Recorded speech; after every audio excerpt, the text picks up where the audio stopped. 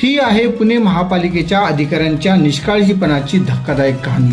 10 दिवसापासून ड्रेनेजचे घाण पाणी नागरिकांच्या दारात आणि घरात शिरत असून दुर्गंधी, अस्वच्छता आणि आजारांचा धोका वाढत असताना अधिकारी मात्र भग्याची भूमिका घेतात की काय असा प्रश्न पडला आहे। नमस्कार, मी दीपक शिंदे आणि आपण पाहत आहात व्हॉइस ऑफ लोकसुराज्य। पुणे महापालिकेच्या हडपसर मुंडवा क्षेत्रीय कार्यालयाच्या हद्दीत प्रभाग क्रमांक 17 रामटेकडी, वैदवाडी, माळवाडी येथील रामनगर परिसरात महापालिकेच्या कारभाराचा गंभीर प्रकार समोर आला आहे।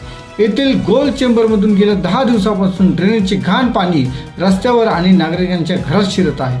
परिणामी परिसरात असह्य दुर्गंधी पसरली असून नागरिकांचे जनजीवन अक्षरशः विस्कळीत झाले आहे। ही परिस्थिती दररोज संध्याकाळी व सकाळी उद्भवत आहे। स्थानिक नागरिकांचा आरोप आहे की पावसाळ्यापूर्वी ड्रेनेज लाईनची देखभाल आणि आवश्यक कामे होणे अपेक्षित होते। सर्वात चिंतेची बाब म्हणजे लहान मुले, ज्येष्ठ नागरिक आणि आजारी रुग्ण असलेल्या घरांमध्ये हे दूषित पाणी शिरत आहे। त्यामुळे संसर्गजन्य आजारांचा धोका वाढला असून घरात जेवण करणेही कठीण झाले आहे।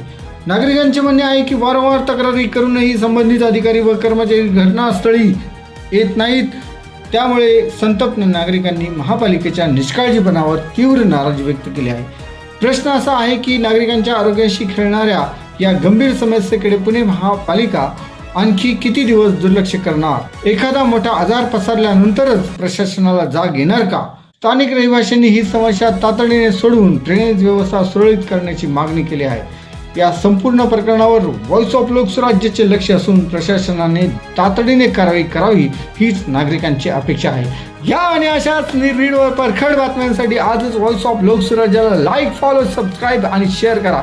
पुन्हा भेटू एका नव्या निर्भीड आणि परखड बातमीसह। तोपर्यंत पाहत राहा व्हॉइस ऑफ लोकसुराज्य।